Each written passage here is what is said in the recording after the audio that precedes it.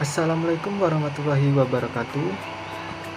Perkenalkan, saya perwakilan dari kelompok 5. Nama saya Ferdiansyah dan teman saya bernama Dian Salsabila. Pada video ini, kelompok 5 akan mempresentasikan sebuah materi yang berjudul Fleksibilitas Hukum Islam dalam Perubahan Sosial.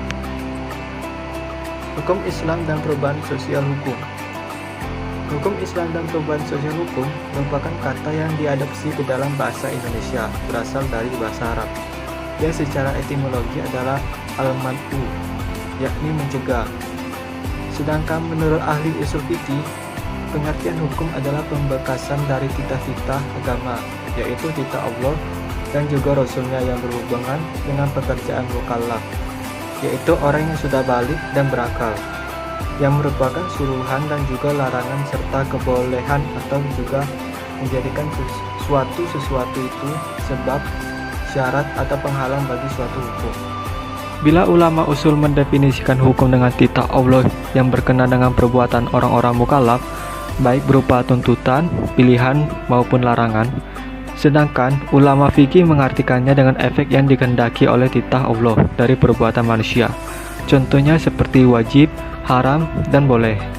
Dari pengertian yang diberikan oleh ulama usul dan ulama fikih tersebut, dapat dipahami bahwa yang dimaksud hukum oleh ulama usul ialah nas dari titah Allah, sedangkan oleh ulama fikih ialah kewajiban menaati titah tersebut. Salah satu contohnya ialah kewajiban mendirikan sholat. Meskipun terjadi perbedaan redaksional antara ulama usul dan ulama fikih dalam mendefinisikan kata hukum, tetapi inti dari redaksi tersebut ialah searah, yakni menghendaki agar setiap titah Allah itu wajib ditaati.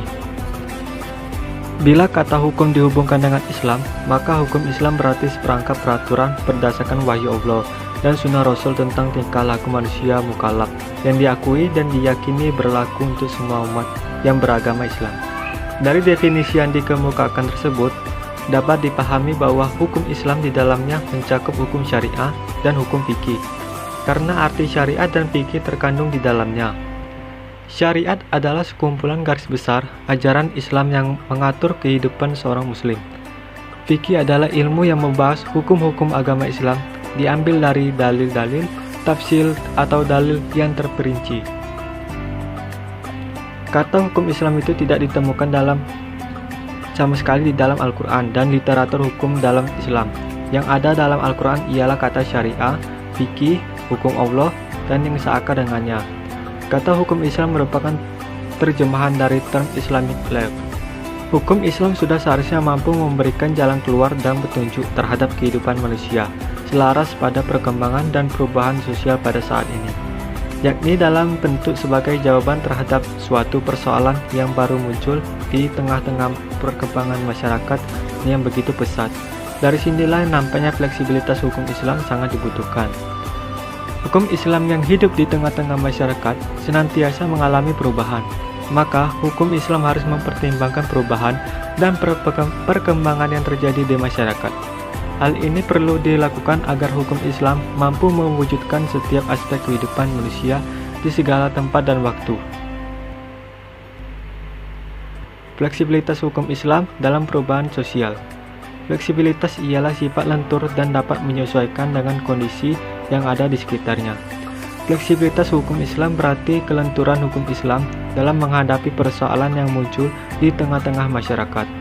Kondisi masyarakat yang terus berkembang dan berubah menuntut hukum Islam untuk mampu menjawab berbagai permasalahan yang timbul.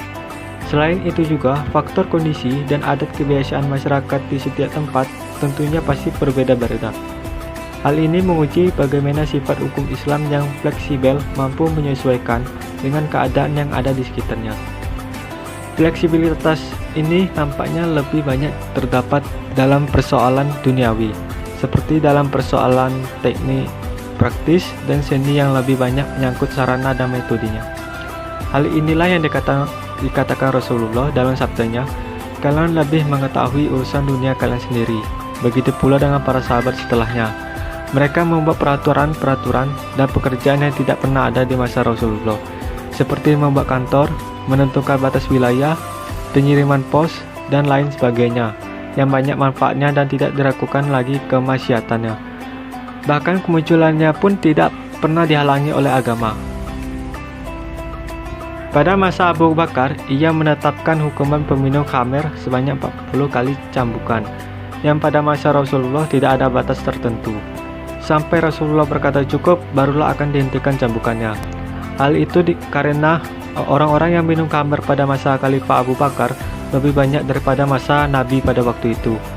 Kemudian pada masa Umar bin Khattab, yaitu tidak diterapkannya hukum potong tangan bagi pencuri dikarenakan kondisi. Hal ini menunjukkan kedalaman ilmu Umar yang hukumnya mengikuti perubahan keadaan dan kondisi masyarakat, yang dikenal dengan Yaumul Majah, hari kelaparan. Banyak orang yang mencuri karena keadaan terpaksa. Demikian yang dapat saya sampaikan. Saya akhiri dengan wassalamualaikum warahmatullahi wabarakatuh.